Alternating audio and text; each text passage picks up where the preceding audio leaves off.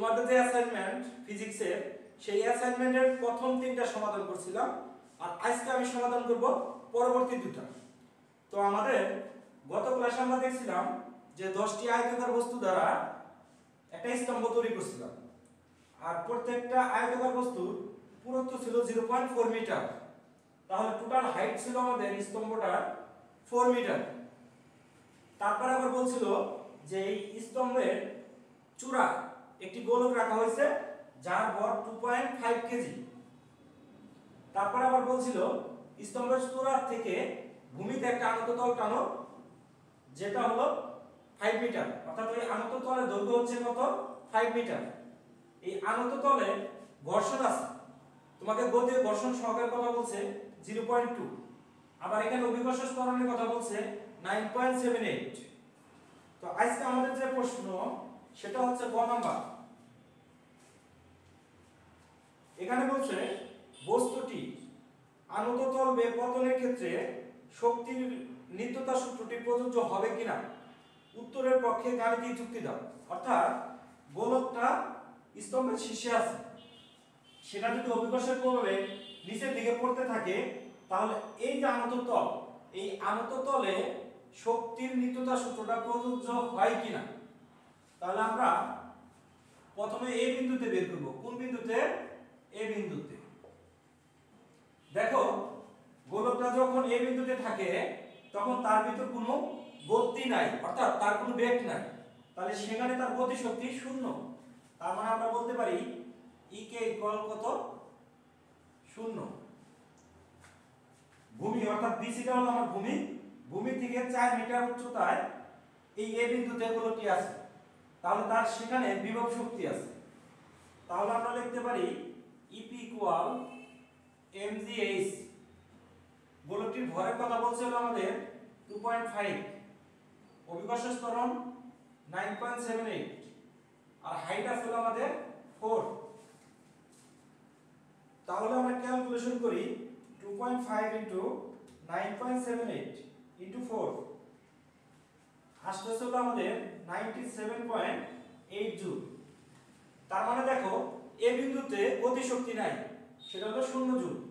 এ বিন্দুতে বিভব শক্তি আছে 97.8 জুল। তাহলে আমি যদি ওই এ বিন্দুতে মোট শক্তি লিখি E equal EP plus EK. EP এর মান হচ্ছে 97.8 জুল প্লাস ইকে এর মান হচ্ছে 0। তাহলে এ বিন্দুতে ওই গোলকটির মোট শক্তি 97.8 জুল। কোন বিন্দুতে পেলাম আমরা? এ বিন্দুতে পেলাম। তাহলে আমরা এ বিন্দুতে মোট শক্তি E ইকুয়াল 97.8 জুল, এটা আমরা বের করলাম।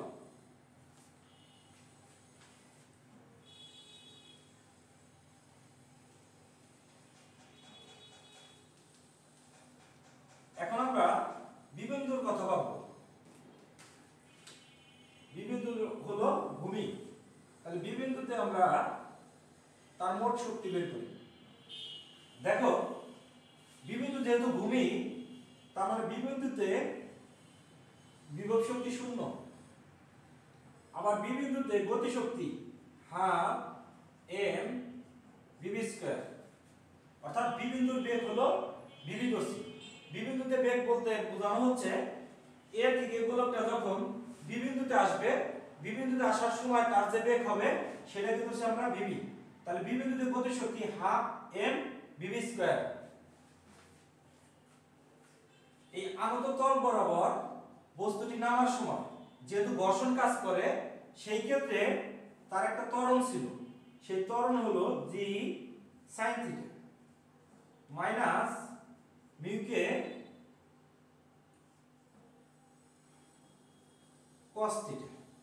এটা ছিল কি আনত তল বরাবর অভিকর্ষের প্রভাবে গোলকটা যখন নিচের দিকে আসে তখন তার ত্বরণের রাশিমালা পাইছি হলো আমরা এটা a equal g sin theta minus mu k cos theta. এখন আমরা লিখতে পারি শেষ বেগ স্কয়ার, অর্থাৎ শেষ বেগ ইকুয়াল আদি বেগের স্কয়ার টু ত্বরণ সাথে হলো আমার সরণ। তাহলে এখানে দেখো এ বিন্দুতে গোলকটা ছিল তখন স্থির ছিল, তার বেগ ছিল না, তাহলে সেটা হলো আমার 0 প্লাস 2। তাহলে আনত তল বরাবর গোলকটা যখন পড়ে তার ত্বরণ হলো এটা, সেটা আমরা বসিয়ে দিই g sin theta minus mu k cos theta. তারপরে দেখো সাথে আছে কত আমাদের s। s বলতে কি বুঝি আমরা, a ইকুয়াল 5 ইকুয়াল s, অর্থাৎ a থেকে b তে আসছে তার সরণ হয়েছে কত 5। তাহলে আমরা এখানে আপাতত লিখে রাখি কত 5।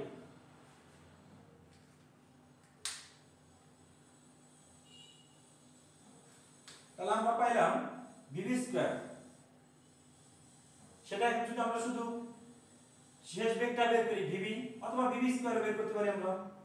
তাহলে এখানে আসলে আমার 2g, তারপর আসলে আমার 5 ইনটু হলো আমার 5, তারপর sin theta minus mu k cos theta. এটা এখানে থেকে দেখো 2 যে এর মান জানি আমরা 9.78 দেওয়া আছে ইনটু কত 5, তারপরে first bracket sin 53.13 degree minus mu এর মান আছে কত 0.2 cos 53.13 ডিগ্রি। এখন আমরা ক্যালকুলেশন করে দেখি যে vb স্কয়ারের মান কত আসে।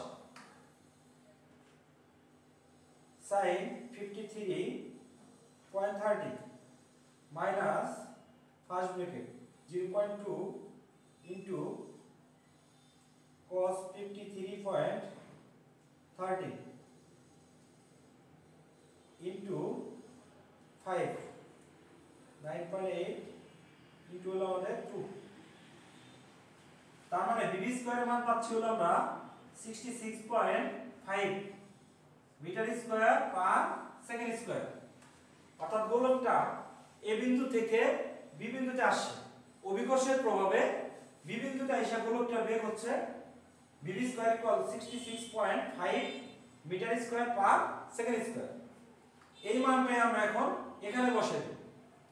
তাহলে vb স্কয়ার ইকুয়াল পাইছি হলো আমরা এটা ইকুয়াল হাফ m এর মান গোলকটির ভর 2.5, vb স্কয়ার মান এটা 66.5। আমাদের সুবিধার্থে এখানে আমরা একটু vb স্কয়ার মানটা লিখে রাখবো, vb স্কয়ার ইকুয়াল 66.5। এখন আমরা ক্যালকুলেশন করে দেখি যে গোলকটার b বিন্দুতে গতি শক্তি কত। 66.5 ইনটু 2.5 ভাগ 2, তাহলে আমাদের আসছে 83.13। তার মানে দেখো a বিন্দু থেকে গোলকটা অভিকর্ষ প্রভাবে b বিন্দুতে আসার ফলে b বিন্দুতে তার গতি শক্তি হচ্ছে 83.13 জুল। এই জায়গায় আমরা লিখে রাখি 83.13 জুল। এখন আসো যে গোলকটা যখন নিচের দিকে নামে, এই তলটা যেহেতু অমসৃণ মানে ঘর্ষণ আছে, তার মানে ঘর্ষণ বল, গোলকটা যদি নিচের দিকে নামে ঘর্ষণ বল কাজ করবে তার অপোজিটে। তাহলে সেই ক্ষেত্রে ঘর্ষণ বল দ্বারা এখানে কিছু কাজ সম্পাদিত হবে। তাহলে আমরা এখানে লিখতে পারি যে ঘর্ষণ বল দ্বারা কৃত কাজ, ঘর্ষণ বল দ্বারা কৃত কাজ সেটা হলো আমাদের ডব্লিউ। তাহলে আমরা লিখতে পারি এফ কে, সাথে হলো সরণ এস। এফ কে পরিবর্তে আবার আমরা লিখতে পারি মিউ কে, আর সাথে হলো আমার এস মিউ কে। দেখো আর আর এমজি cos থিটা সমান, তাহলে আমরা লিখতে পারি এমজি cos থিটা ডট হলো আমার এস। এইবার আমি মানগুলো বসিয়ে দিব। মিউ কে এর মান জানি আমি 0.2, এম এর মান জানি 2.5, জি এর মান 9.78। তারপর দেখো cos 53.13, এস এর মান আমরা জানি 5। এখন দেখি যে ঘর্ষণ বল দ্বারা এখানে কতটুকু কাজ হয়েছে। 0.2 into 2.5 into 9.78 into cos 53.13 into 5 আসছে হলো আমাদের 14.67 জুল।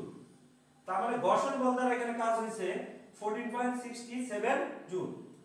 সুপ্রিয় শিক্ষার্থীবৃন্দ, তাহলে বি বিন্দুতে আমার মোট শক্তি সেটাকে আমরা লিখতে পারি কি ই ইকুয়াল কি হবে আমার বিভব শক্তি, তারপরে কি হবে আমার গতি শক্তি, তারপরে ঘর্ষণ বল দ্বারা কৃত কাজ।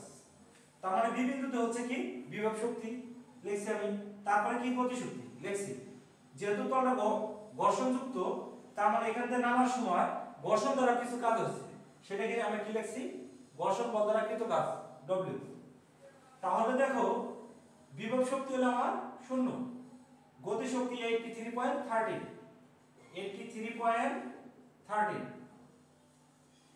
ঘর্ষণ বল দ্বারা কৃত কাজ 14.67। তাহলে আমরা লিখলাম 14.67। এটাকে যদি তুমি যোগ করো অর্থাৎ ক্যালকুলেশন করো তাহলে 97.8 জুল।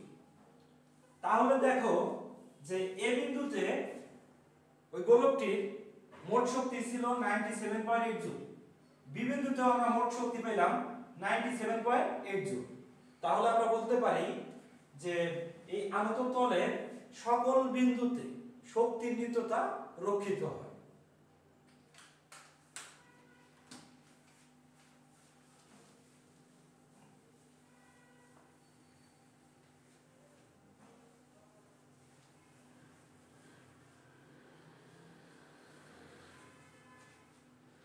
পরবর্তী কোশ্চেনটা আমরা সমাধান করব, সেটা হলো অমুক।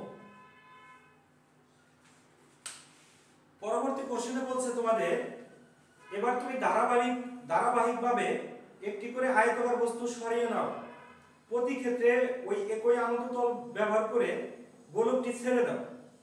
এবার তুমি বিভিন্ন ক্ষেত্রে গড়িয়ে চলা গোলকটির দ্রুতির কি পরিবর্তন দেখতে পেলে, গোলকটির বেগের এই পরিবর্তনের কারণ তোমাকে ব্যাখ্যা করতে বলছে। অর্থাৎ একটা করে আয়তাকার বস্তু কি করবা তুমি উঠিয়ে নিবা, তারপরে নতুন একটা তল কল্পনা করবা, সেই তল বরাবর গোলকটা নিচের দিকে পড়বে। এই বি বিন্দুতে এসে তার যে বেগ হবে, এক একটা অপশনের ক্ষেত্রে এক এক রকম বেগ আসবে, সেই বেগটা কেন আসবে তোমাকে গাণিতিকভাবে দেখাতে বলছে।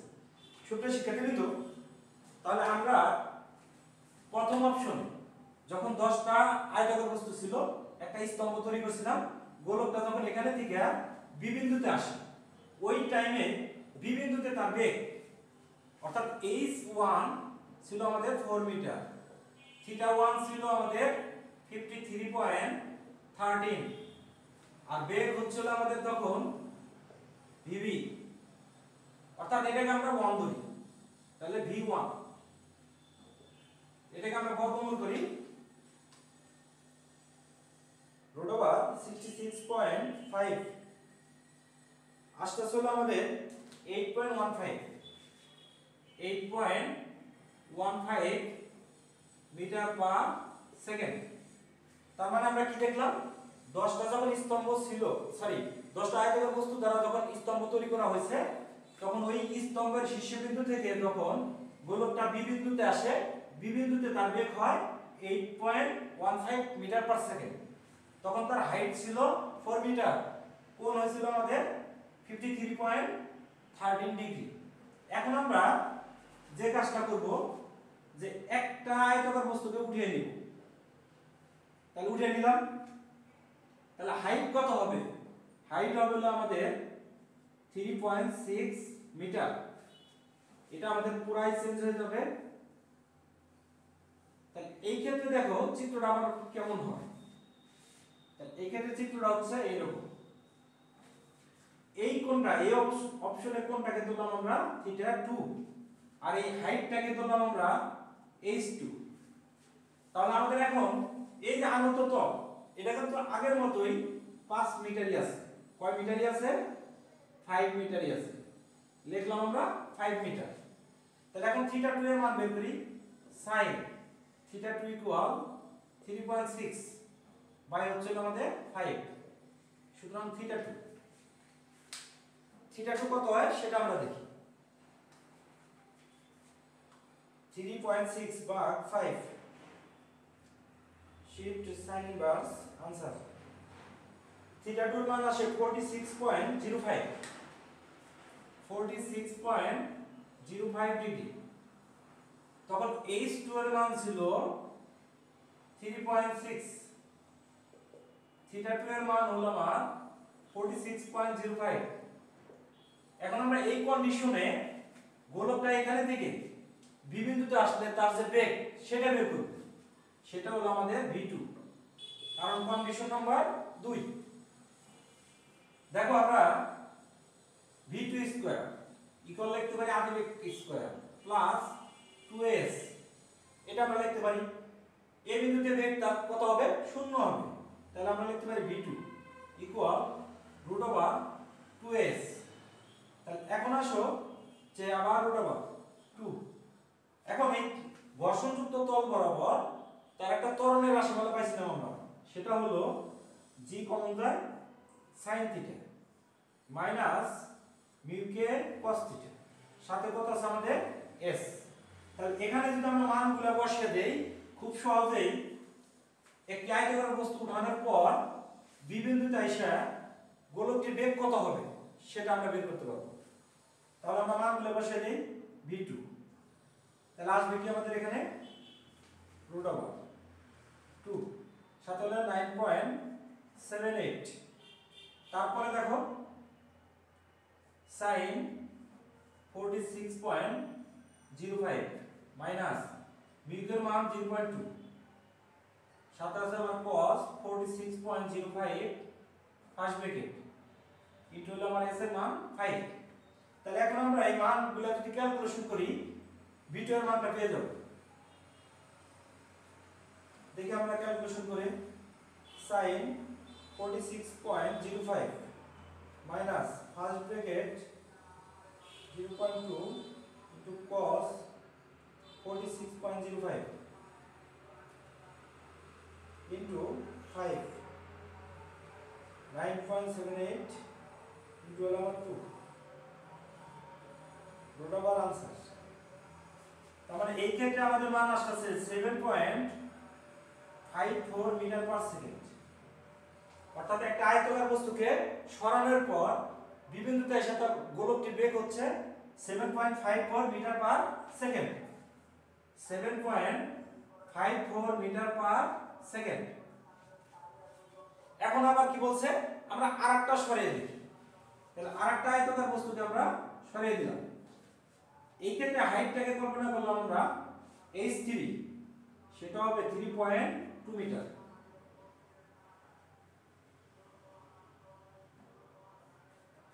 এখন দেখো এই আনত তলের দৈর্ঘ্য কিন্তু পরিবর্তন হয় নাই, দৈর্ঘ্য আছে আমাদের 5 মিটার। এই কন্ডিশনে কোণটাকে ধরলাম আমরা থিটা 3।